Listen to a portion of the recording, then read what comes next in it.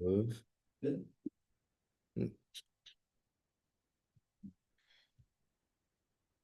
All right. EMC. Oh, pleasantries. I I don't know. Good tournament. This was sort of like a last minute decision. We are doing a little casual DVD last night, and after I had a few shots in me, I was like, maybe I should debate this weekend. And now here we are. Good start to the year. Happy to be breaking at the first tournament. Had a lot of good rounds. I'm also very happy to be debating something animal rights related. I've had good rounds against Rohan and Daniel in the past, so hope this is another good one. And thank you to the judges. Y'all are awesome. All right. A couple of things to note at the top on framing before getting into our argumentation for the round. The first thing is what is the comparative between each side? I think the primary distinction between the Gov and the Op is the Gov chooses to appeal to all animals based on the assumption that all animals have the innate capacity to feel and respond to pain and pleasure, as where the Op side of the house, they feel like they only have an obligation to certain animals that pass a certain threshold of possessing enough human-like intelligence.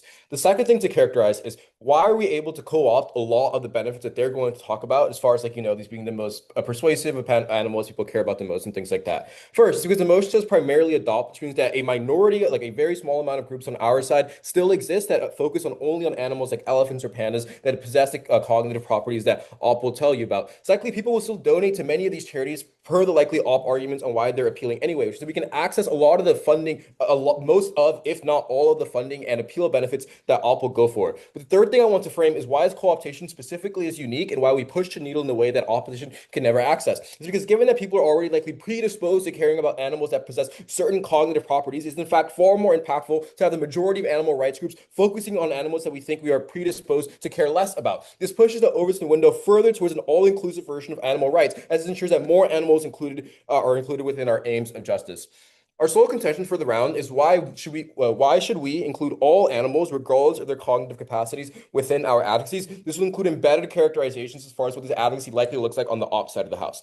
The first thing I want to characterize is that regardless of what cognitive capacities animals do and don't have, that doesn't in any way determine their moral worth and the extent to which we care about them. I think there's a bunch of obvious intuition for why this is the case, i.e. the info side specifies that you would care less, that one of these vectors would be things like their capacity to communicate. We would never say the capacity of a human to communicate with another human means that determines their moral worth. I.e. you wouldn't say that somebody who is nonverbal or is in a coma or is a young baby or something like that has less moral worth and thus we ought care less about them. Thus imposing a universal stand for why we ought care about animals, something that we ought not do. The same thing goes for things like your intelligence, your capacity to like solve certain problems and things like that. The fact that you have or don't have the capacity to solve these problems doesn't determine your moral worth. I.e., somebody having a learning disability doesn't mean that we ought not care about them. Especially when then we're not talking like not caring about them, given that we're talking about like the animals that we choose to save, the ones that we put in like a wildlife sanctuaries and things like that. We're very much determining their very life and death, and even if they're in wild, their capacity to survive things like pollution and oil spills. The second thing to note in this substantive is that because there are huge limitations to our understanding of cognitive capacities, that are distinct from humans,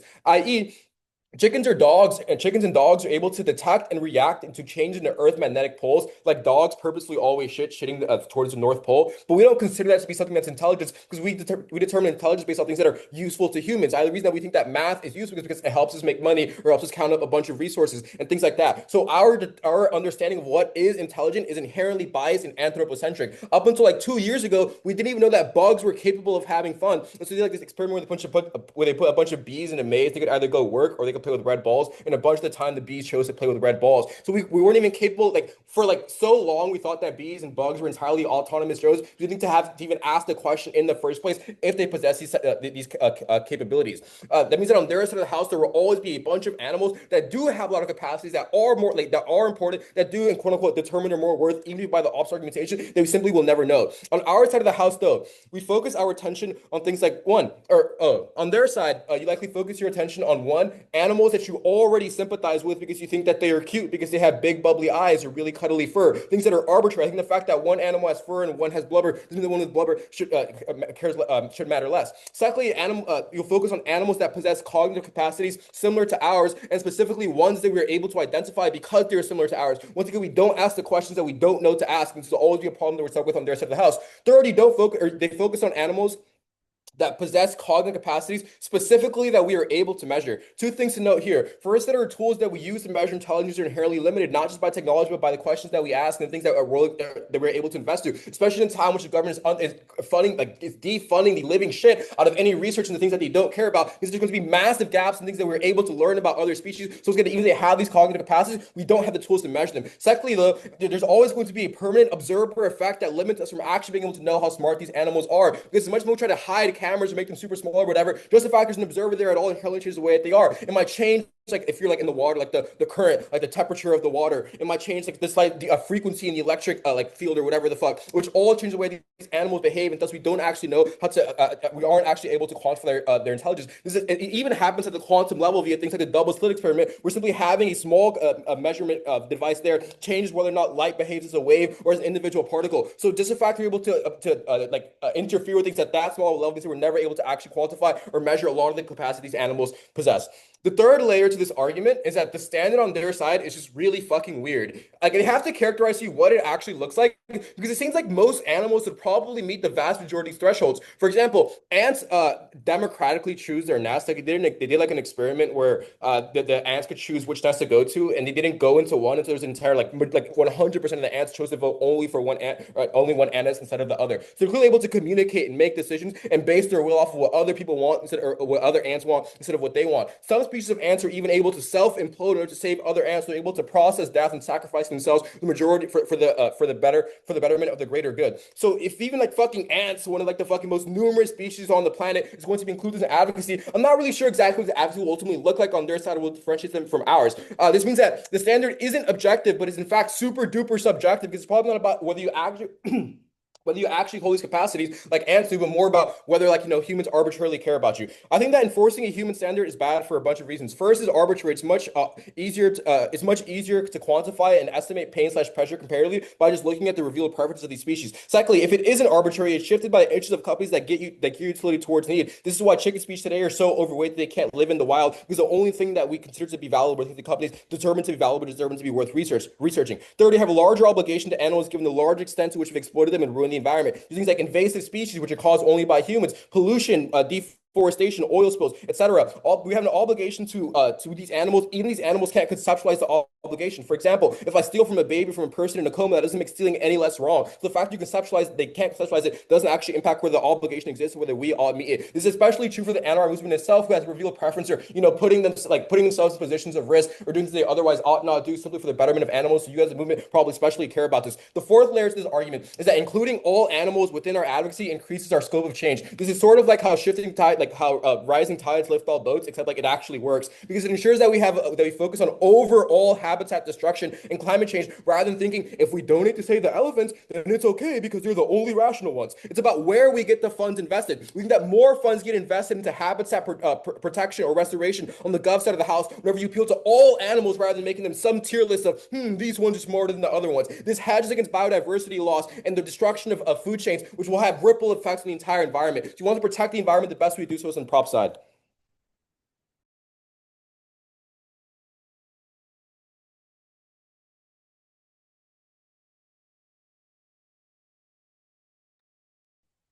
Cool.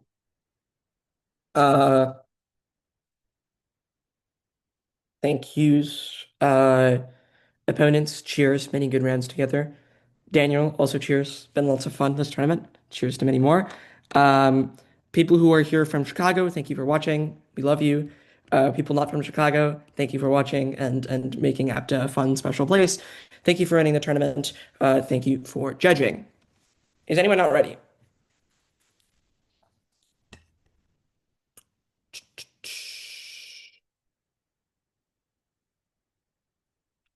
It'll be offline. Framing at the top.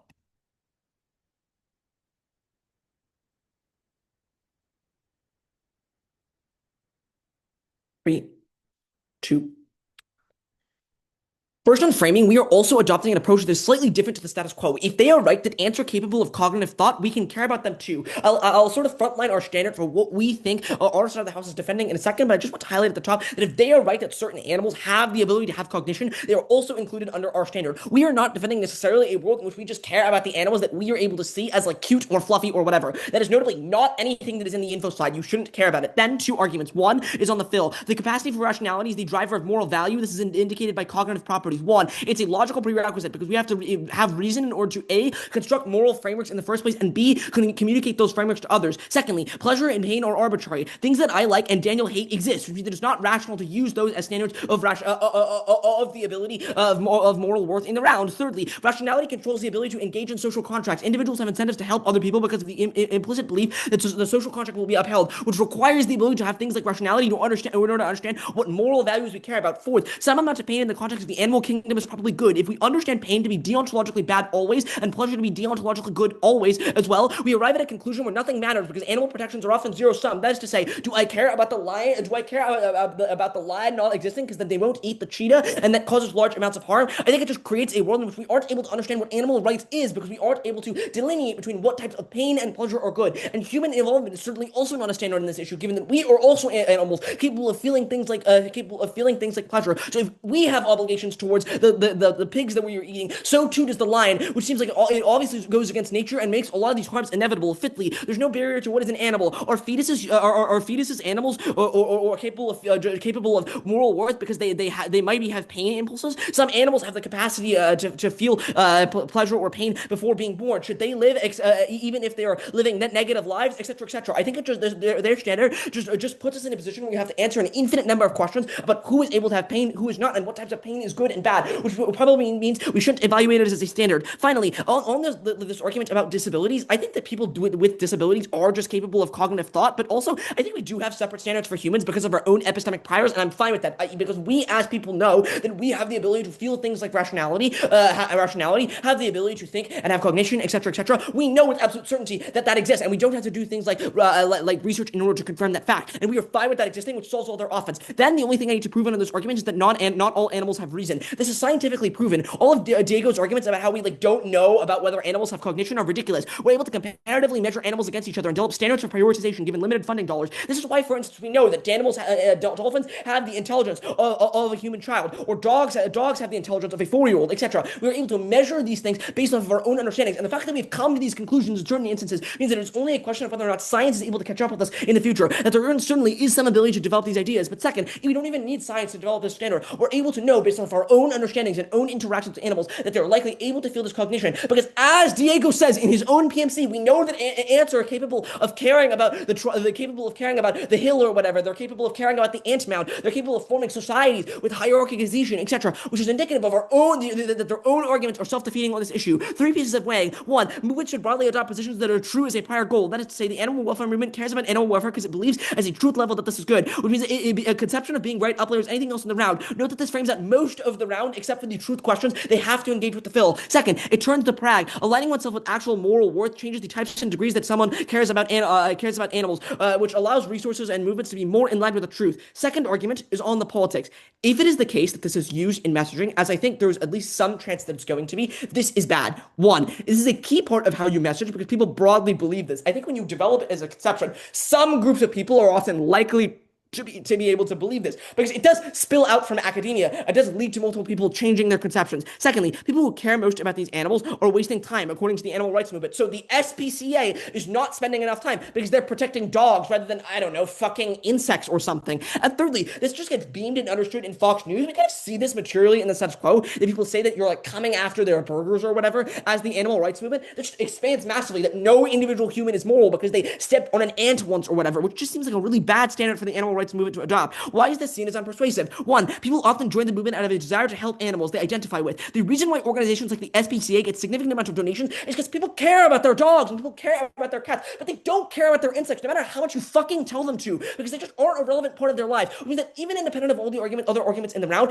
their arguments observed are reliant on people actually going out and helping these animals. But if they aren't able to change people's minds and get them to care about insects like Tejas does, then you're never able to actually materially change the way that they think and never actually able to get anything out of the round. Secondly, we have specific process to relate to people. In other words, we have specific ways to convince people that certain animals have value that I think are materially successful for the animal rights movement, or at least successful than any other alternative they can conceive of. Thirdly, it contradicts scientific research. This is important given the animal rights movement often rose out of research, e.g., things like Jane Goodall. So it contradicts the ideas of animal rights research that says that certain animals do have value, unless there are reasons why we care about them, meaning you have to build things up from the ground up. Finally, it causes burnout because it's seen as unrelatable. One, we can never protect any animal on their side of the house because it is never enough. We are never able to protect any animals, and we are never done, and we are never able to have these victories because there's always so much more to do. Second, the movement is seen as classist. For instance, food deserts exist, and people often have to consume meat within them. Rather than assuming that all animals are killing pain, and thus every single person that lives in a food desert is immoral, I think we should guide these people towards particular diets and sustainable ways of living that are obviously better than the status quo, by pointing to animals that we are at least less certain of have moral worth. How does this apply to the round? One, it divorces movements that are generally capable of helping animals in the status quo, creating transition costs away from organizations like the SPCA, who think that they are no longer valued within the animal rights movement. Secondly, people don't want to take the next step because they trust the movement less. This impacts out to things like donations that are actually materially helping animals in the status quo. Thirdly, our side of the house sees scientific research, which acts as a tiebreaker on the Phil clash, because all of their arguments about lack of certainty are true for pain as well. We don't know how much animals feel pain, whether there is a threshold that is worth protecting in them, or even whether they feel pain in many instances, because a lot of this research is new, which means that we act on our side of the house are prompting a standard that we are doing research based off of to protect more animals in the future. So if they're right that every single animal has the ability to have cognition, we will know that in the future and actually protect them, rather than assuming a standard that is never going to get bought in by the public. Then, on their arguments,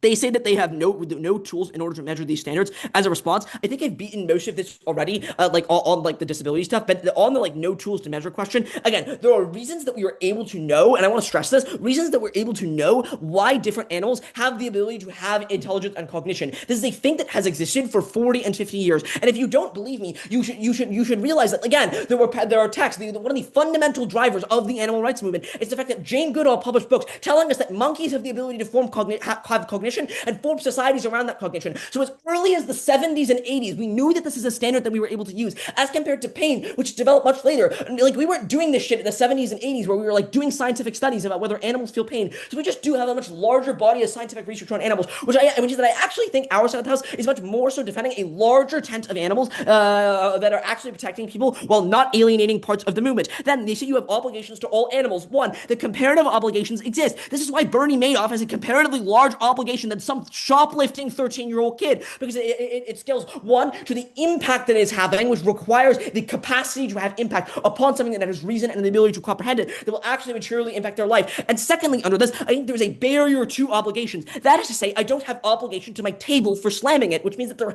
has to be some ability to perceive an obligation in order to understand that there's a thing that I have to do in response, and I have to know that I'm actually helping that thing and that they are capable of understanding it. Because if that's not the case, then I'm never able to actually know that those obligations have moral value, because I don't know that I'm ever able to fulfill that obligation because that animal doesn't know that I'm fulfilling that obligation. So our own standard for understanding obligations requires an understanding of reciprocity, which animals do not yet have, which means that you're never able, this principle is gobbledygook. Then, on the biodiversity loss arguments, I don't think this is well warranted out from a pragmatic perspective. There are no words as to why this specifically leads to biodiversity loss. Animal rights movements are broadly probably caring about things like biodiversity on both sides of the house because there are a number of animals there which also are able to feel cognition. I don't know why there's a delta on offense for Gov here, but there certainly is one for op.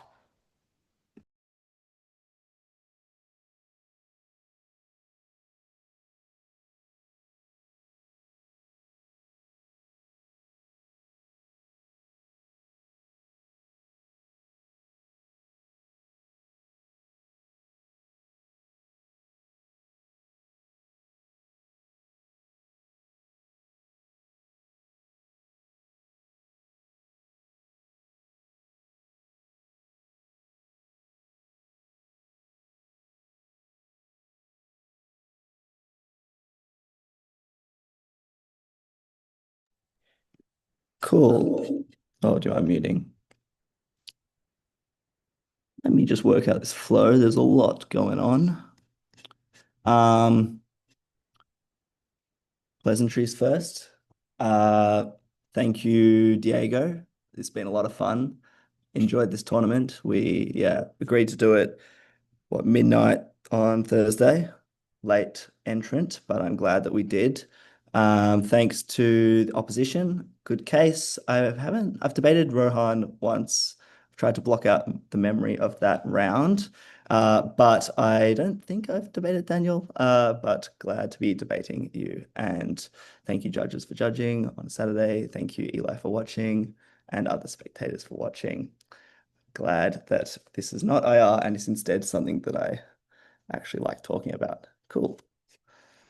Um, Let me see where I should start.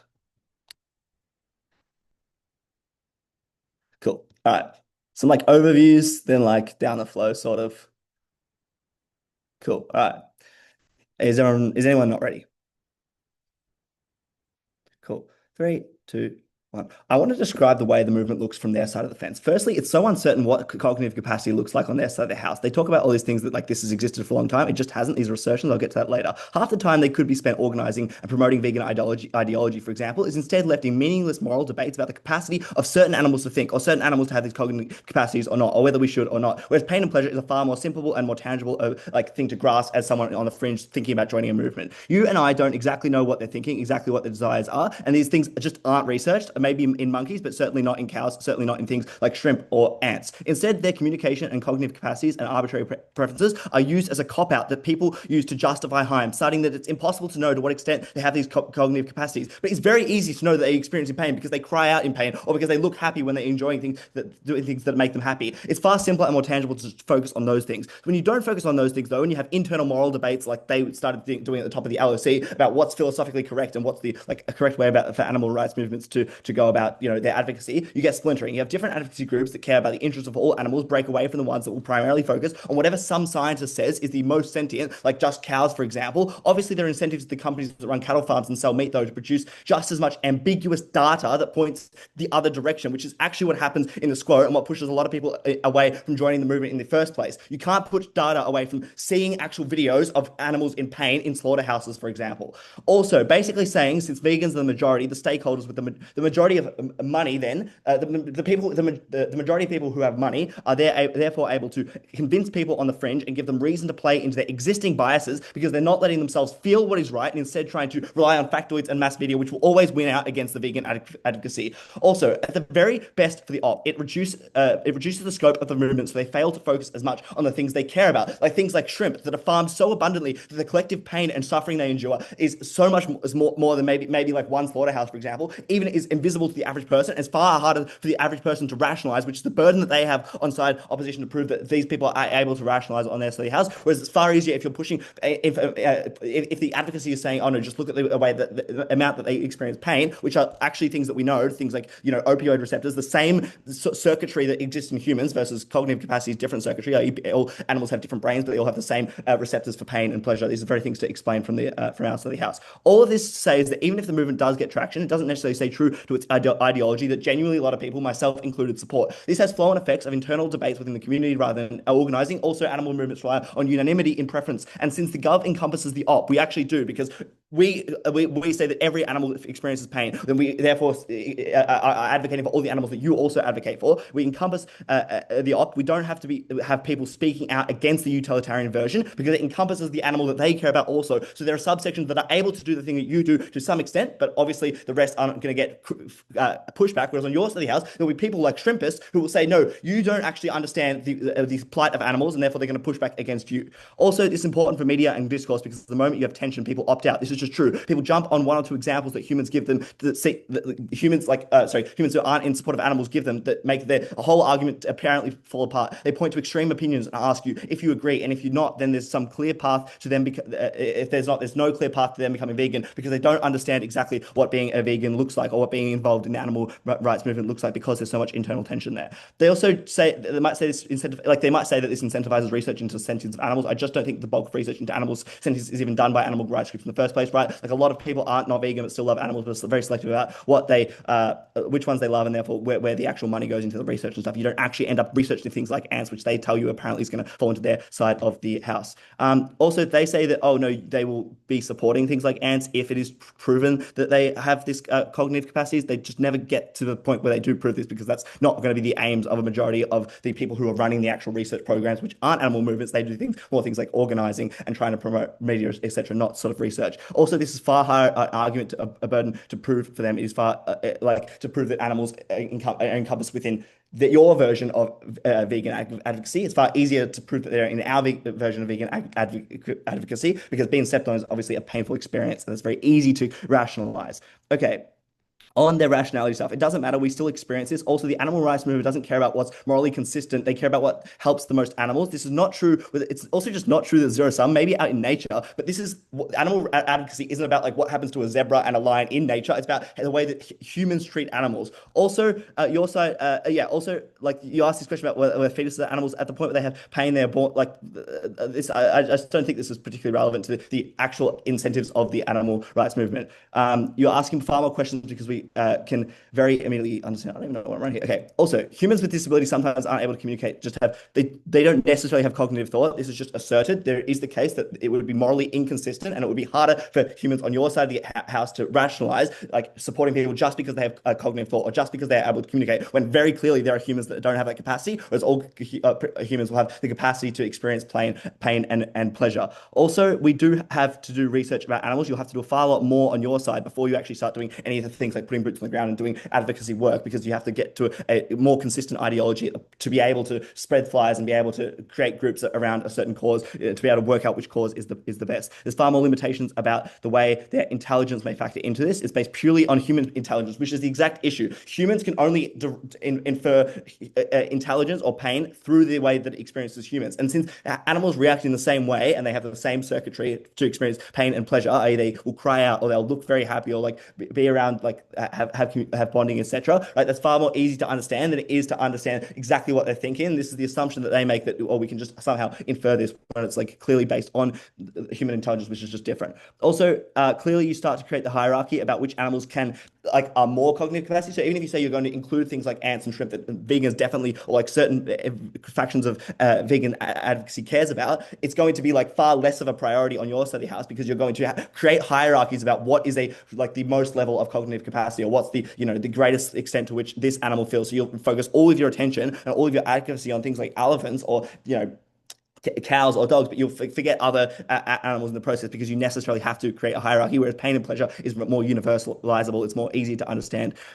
They say also conception of being right is above everything. We don't really have to engage with the field. It's about the outcomes of the of them being if they're not if there's some universal truth that they're not abiding by, it doesn't affect the way that they treat animals. They don't have to explain the impacts of being wrong in debate about Phil. That doesn't impact in the way that they treat animals in the movement. Also, it's not the case that you're evil if you step on an ant. The pain is quantifiable. Still, they also just assert that these are the sorts of ways that the animal rights movement will go and like actualize their beliefs. This is not necessarily true. They'll still probably take incremental steps to help more animals. We just have the scope and the exactly who we're appealing to and how we're getting an increased audience of people on the fringe is going to change, not the way in which we sort of uphold this morality. That's not to say that it's likely, you have to prove why it's likely that the animal rights movement would say, oh, you're evil if you step on an ant. This is just like an assertion that we would do this on our side and you wouldn't on your side if you like had one example of something that was like against an elephant, for example. Also, your mind can be changed by the way you feel. That's the only reason we come to do thoughts. We have thoughts anyway. Our opinions are all just a function of our environment.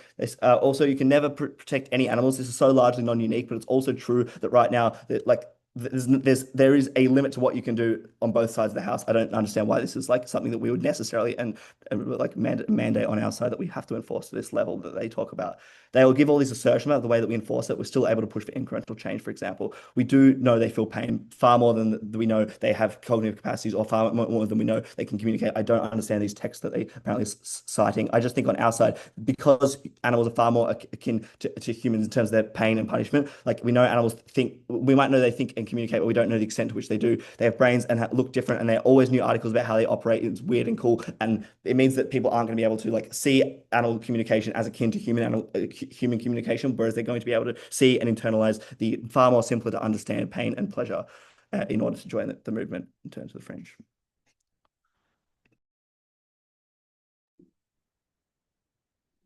Cool. I'll do some pleasantries. Um, Thank you to the tournament for running what's been a fun tournament. I've liked the motions so far. Thanks for Rohan for debating with me. Great as always. To my opponents, Diego, we've debated a bunch of times. James, pleasure debating you for the first time. To our judges for showing up and judging. Tournament couldn't run without you. And to all of your spectators, thanks for showing up. It's always nice to debate with spectators in the audience. Order's going to be off flow. Everyone good? I think it's important to note that this is not a question of what the animal rights movement should do, but rather what conception they should adopt. This is an important framing mechanism for the round because notably, fiat in this debate does not extend to the actual messaging that these groups do. Rather, it's just a question of what they internally believe and how they internally conceive of their advocacies, which is to say the entire pragmatics flow is a wash because the types of advertising they run are going to be built by strategizing campaigns designed to maximum amount of fundraising rather than their internal moral theorists or the types of theorists that they're reading that are deciding the conceptions of animal welfare that exist in the first place. A couple of implications of this argument. One, it massively symmetrizes the prag, but two, means that this debate is just a philosophical question of which framework is more accurate. We read arguments in the LOC that their utilitarian framework is self-contradictory and decoheres. Notably, they have to defend the deeper implications of util being the determining factor of these things. The capacity to feel pain and pleasure isn't just the metric that they use to evaluate whether or not animals are worth welfare in the first place, but how they do things like allocate resources, determine the impacts of these, because the conception of animal welfare as utilitarian, as stated in the motion, is definitionally a question of how they conceptualize animal welfare as a scalar question. The implication of this argument is that they have to defend the entirety of utilitarianism as a framework for doing this, which means the LOC warrants for why utilitarianism is incoherent as a moral framework are an independent reason to reject their side because it's logically inconsistent. Why is this the case? First, we think that principles must be universalizable. Two mechanisms. One, rational morality necessitates the development of morality external to circumstances. If moral claims are socially or culturally contingent, they are definitionally not purely rational, since these moral claims must be developed external to material circumstances. Those material circumstances must be irrelevant to moral determination. The specifics of things like whether or not an animal in an individual instance experiencing pleasure or pain are irrelevant to the sorts of moral considerations we ought give them. And two, as rational beings that are working, actions are caused by reasons. These reasons must be public. If reasons were entirely private, that exists in 20 minutes, which lives under different circumstances, has different experiences, would be under no obligation to identify with your decisions. Only public reasons that apply to everyone can have normative force. Otherwise, they would just be predictive descriptions of what one would do. Notably, this uplayers all of the utilitarianism claims. If we're right that pure reason rather than pragmatic consequence of the term morality, it means that it's nonsensical to use that as a moral determination within the round. Second, I think the utilitarianism is logically incoherent. Four arguments. One, I think evaluation of utility is impossible. This is the argument from the LOC that pain and pleasure are arbitrary and different between people. But importantly, I think nobody can meaningfully evaluate experiences that they haven't had because they haven't experienced them, which means impossible for me to compare the amount of pleasure that I get from eating vanilla ice cream to the amount of pleasure that Rohan would get from eating chocolate ice cream because I simply don't know what it would be like for him to do that, which functions as a prior reason why utilitarianism is literally just determinably inevaluable because there's no way to determine or compare costs or benefits against each other. Second, comparing utility. Oh, wait, I just did that. Third, second, consequences are impossible to predict. The butterfly effect means that every action causes a massive cascade of billions of other unintended consequences. These massively outweigh the predictable consequences of actions because there are just so many more of them and they will last long into the future, which means they have to defend a world where when the animal rights activist is considering pros and cons of doing specific actions, they look at every possible consequence, which one creates massive analysis paralysis where people are unable to predict the consequences to, the millions of wild animals that might be affected by marginal changes in the environment or pollution or rivers moving, and two, means that they can't actually achieve their moral standards because every action you take under a utilitarian framework is functionally a coin flip over whether good or bad things happen because of the massive number of unpredictable and inadjudicable consequences. Fourth, on the question of degenerate cases, they say there are some humans that can't engage in rationality. Obviously, there are also cases where humans that are insensitive to pain who obviously do have moral worth, but notably, only we give the capacity to adjudicate in these situations, which is to say, through pure reason, we can identify that people matter independent of their pragmatic circumstances, independent of whether or not they're experiencing a coma, etc. Comparatively on their side of the house, when their only metric for evaluation things is through the lens of utilitarianism, and they have to defend these sorts of edge cases where people who can't experience suffering or pleasure get no preferences in the world because they have to default to pain and pleasure as the metrics for evaluating whether their preferences are worth something kind of nonsensical as a standard. And I want to take a moment to take a step back here. If we're right that the true conception of morality in the round is deontological in nature rather than utilitarian, this is an independent reason for us to win the round because we're controlling the highest layer of how the animal rights movement should do things like allocate its resources and think about the world at a truth level.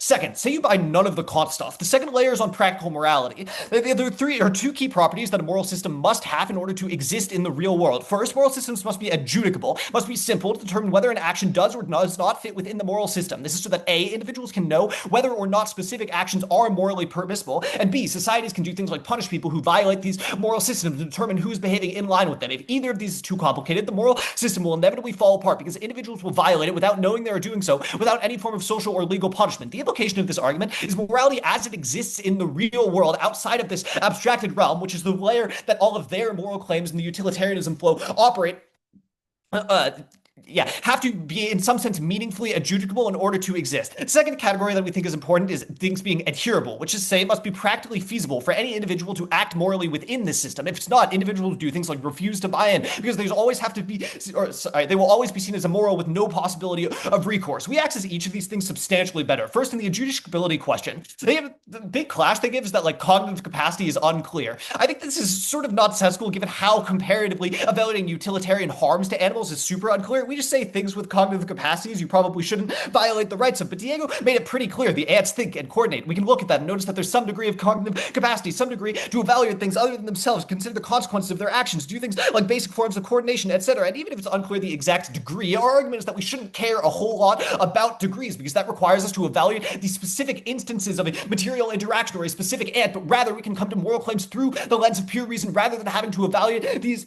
things. But second, on the question of whether it's more or less clear that ants feel pain versus engage in reason, I think it's actually more obvious that they engage in reason because we can see the results of their things like planning behavior and coordination behavior rather than their rather than the fact that they feel pain, which is to say, I actually don't really intuitively know whether when I step on an ant, it feels a meaningful amount of pain. Like maybe there's some avoidant behavior that it might do beforehand, but how do we know that's not biologically conditioned, etc.? And their argument is just like circuitry means that that's the case, but I don't think there's a meaningful distinction between the sensorial experience of pain and like a meaning way to identify which things are meaningfully like conscious experiences of pain and which things are just like neurons firing off that engage behavior. I don't think that we would call a sunflower shifting towards the sun something like pain avoidant behavior that becomes indicative that they hate or feel pain when they're facing away from the sun. The implication of this argument is that it's actually really, really hard to tell which things are pain and which things are pleasure. And third, on the circuitry question, even if this is the case, they still have to defend things about degrees of harm that are happening, which is to say, under utilitarian framework, they have to understand the world as degrees of harm that they can meaningfully weigh against. So circuitry simply doesn't provide a mechanism to do so. Comparatively,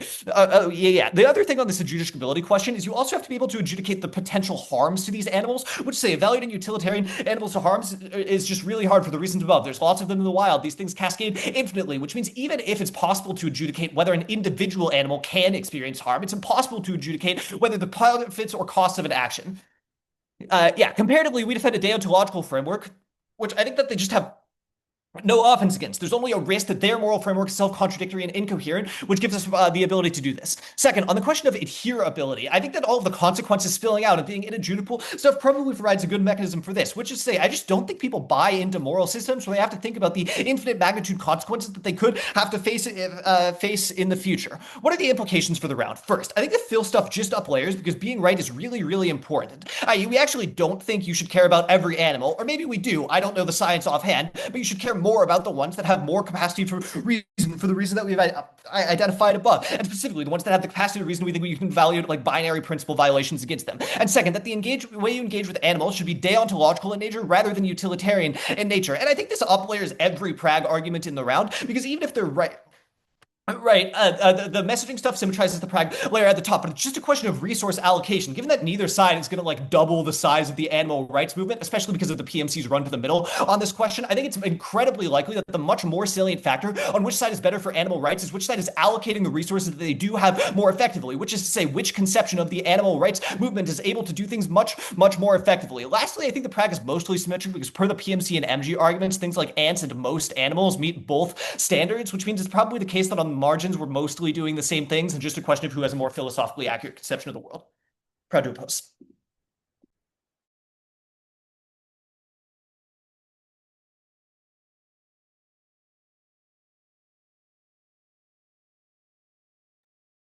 Oh yeah.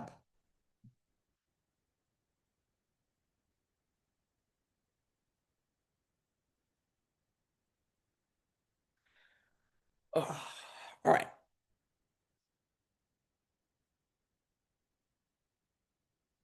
Three, two.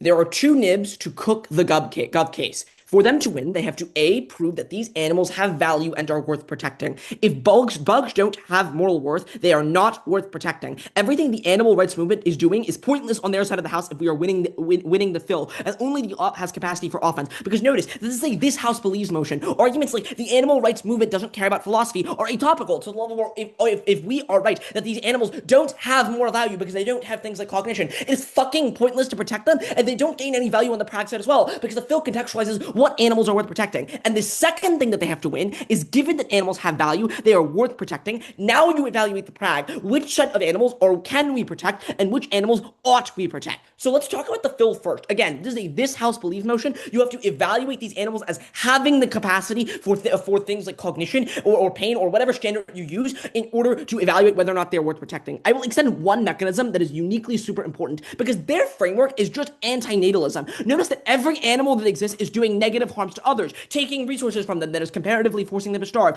killing them in painful ways and eating their flesh, etc., etc. So by their own logic, none of them should exist, and the animal rights movement is pointless because they are always causing large amounts of pain to other animals. But their framework is based on animals having some set of value. So intuitively, we understand that their framework is silly or nonsensical, and that we need a different one to understand. Enter the op, where we tell you that there are specific ways in which we are able to understand that animals have cognition and are thus worthy of protection, and we are able to weigh these animals against each other, and that certain animals have the ability to feel that pain more. Because notice also that cognition is a prerequisite to things like pain. I have to be able to understand where that pain is coming from and how to avoid it, and all the obligations analysis that I should not be feeling that pain, and like have the ability to differentiate between preferences, etc., etc., etc. Three preferences on this class, preamps on this clash. One, they might go for the disabilities response. This is inadjudicable because, again, all of Daniel's analysis, there are multiple different types of disabilities which flow both ways. But second, it's conceded that we build exceptions for humans. We know that they have the capacity for cognition as a species because we are humans and we do interact with them, which means that I think it is fine to just say that this is a framework that we apply to animals that are not ourselves, which beats this argument. Second, their preempt is that they might go for the argument that our model is not evaluatable. A few issues with this. One, no one can understand their methodology because they concede the food deserts argument. So for the majority of people that are reliant on things like meat in order to survive, they just don't listen to you if you care about the prag at all, and it's not capable for those to be moral. I just don't think it's a good moral standard for us to have that like 95% of the population, which isn't like avoiding the bugs that they step on or whatever, is immoral and ought not exist, and it's contributing negative net utility to the world.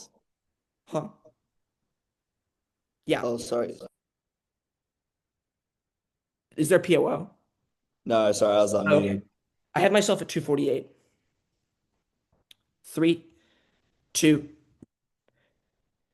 Second, it doesn't beat all of the scientific questions. Their model of the debate doesn't recognize that vast scientific research has occurred, and we've made significant progress since the 70s about the cognitive capacity of monkeys, dolphins, dogs, and hundreds of other animals. James says he's going to answer this argument, and he never does, which we do have some sort of standard of answering whether or not animals are capable of cognition. And thirdly, the scientific research question is just conceded. Animal understandings are complicated for pain and cognition. So if you don't know on this question, you should default to ours, which has some amount of progress, such that in the future we're able to understand whether animals have cognition, and we are able to resolve those questions at some point, as compared to their standards, which is just hard to understand whether animals have pain, what pain is more important than others, and how to also weigh these standards against each other. Some extensions on the prag, if you care about it. I think the most important argument in the round is that this creates a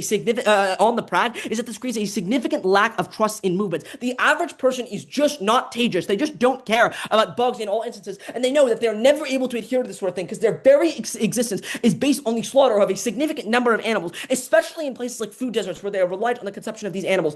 Our side of the house says, let's guide them towards the better consumption as per our philosophical framework. Their side of the house says, you are immoral unless you are not killing any animal in existence. Ours is obviously something that people are more likely to buy into, and they might be right that there are some amount of crazies that Fox News will profile the movement as regardless, but this is obviously a scalar argument. If there are more people that believe something that the mainstream movement sees as intuitively crazy, now they don't donate to other movements anymore. They don't care about the animal rights movement at all because there are more people adopting this as the mainstream position. So more people who don't just watch Fox News are not going to actually listen to the movement, listen to its preferences, etc., which means it loses all bargaining power. And given all the arguments about donations are important from these people and they volunteer their time and energy to the movement, I think we should take the things that we know are with high probability working now.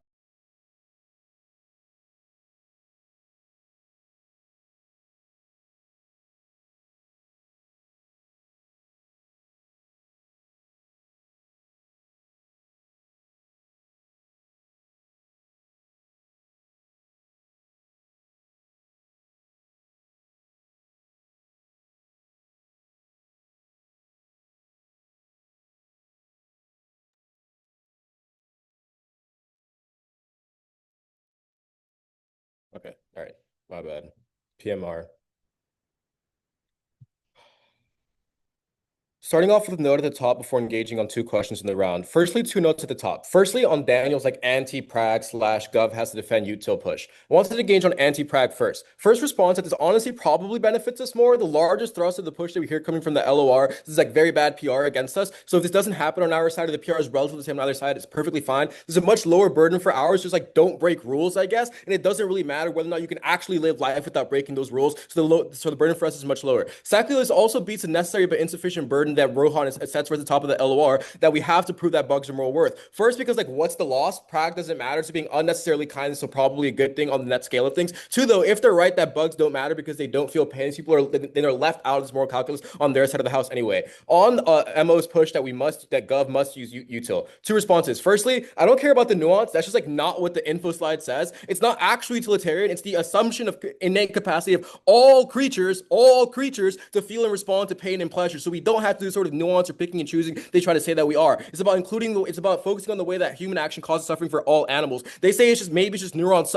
firing, but this doesn't matter, one, because all creatures again, but two, there's also no bright line if you default to prop, because it means that searching for a bright line is a harm in itself. And rather than that, we ought to make Earth more livable for all. Yeah, let's include sunflowers too. Fuck it, why not? That's still better on the practice extent that it exists at all, because we're making the Earth more livable, fighting climate change more overall, instead of just being like, oh, let's save the elephants, and that's all that actually matters. Second response, he tries to nuance his way into arguing that their side is deontological, but by definition, it isn't, given that animals have to prove that they deserve rights on their side of the house. So look, the controlling link for this clash actually is which conception of morality is more inclusive. One in which you can say that all animals are innately incapable of feeling pain and pleasure, and thus we all protect them, or one in which they have to prove that they are rational enough, that they have enough human intelligence to do so. It's clear that ours is more controlling, so if you care about deontology, then we clearly win there. Secondly, then, the second overall note before I get into the themes is that they kind of knifed the fuck out of themselves at the beginning of the LOC, because Rohan says that yes, we'll also include ants within our advocacy because they also meet this barrier. But by advocating for ants, that triggers pretty much every single impact that they list in the first or second sub that they say will happen on the prop side. Because the second that you're like, yo, stepping on ants is bad in the op side too, then that also triggers all the same impacts. So it's clear analysis for why they like I said in the PMC, they had to be. Oh, it also triggers all the MO stuff on action paralysis and shit like that. So like I said in the PMC, they have to be very clear on their comparative, a direct burden for ops to explain what their world looks like. They didn't really do that. I feel like they should be punished for that. I don't know. I hope it's not my fault. The first question I want to engage within the round then is that is it true that there are many, many animals out there that should be included within moral frameworks, even under op standard, that are ultimately left out on the op world? This engages them even on the burden that they set as far as what animals we think should matter. There's two reasons why we win. First, the very language of the LOC sub 1 in the entirety of the MO and LOR concedes the thrust of the first PMC sub. Rohan says we already know a lot of animals' cognitive capacities. He says it's not about communication/intelligence in response to our intuition pumps on people's in comas. It's about knowing their sentience because we know that they're humans. But two things they don't beat. First, they don't beat the human bias in itself. Yeah, we know that other humans are sentient because we're humans, but we can't apply that exact same logic to every other species just because they happen to look different because they don't have the same qualities that we as humans have. That doesn't mean that they don't have moral worth. It means that we all err on the side of caution and assume that they have sentience, even if they might not. Because once again, what is the harm there? There's a clear analogy here to a white people in Jim Crow America justify their pseudoscientific beliefs that other races were less intelligent by asking certain questions that put them in bad positions to answer them. The assumption was self-fulfilling. This will obviously happen 1,000 times to one to every other species looks even less like humans. Rohan says, but we've closed the gaps. And look where those 40 years have gotten us, buddy. We're still fucked. The climate's still fucked. Animals are still dying in the factories. It's time to change to an advocacy that is actually more all-inclusive of all species on this planet instead of trying to focus on specific ones. Secondly, they clean drop our analysis on the observer bias and the quantum mechanics stuff. The very fact that there being an interference at all changes the way that things interact at the quantum level, or how species choose to behave around our measuring tools or whatever the fuck, means that we can never actually quantify whether or not they have the cognitive capacity that opposition talks to you about. This is a clear, necessary, but insufficient burden for them that they never met. Because once again, it proves there will be a shit ton of animals out there that even if we do have some fair, objective, not arbitrary standard for them to meet, we'll never know that they actually meet it due to these structural things that limit that. The second reason that we overall win this clash is because they say, following this logic, you think that predator-prey relationships are bad. But first, they wash this out completely on the prag as far as the PR stuff, so I don't get why that matters. Secondly, they buy into this issue as well by trying to be deontological and including animals. Thirdly, they don't respond to the clear frames for PMC and MG that's obviously not what we're talking about. We're talking about things where we're causing unnecessary harms onto animals, and obviously the animal rights groups would believe that, given that that's their entire focus anyway.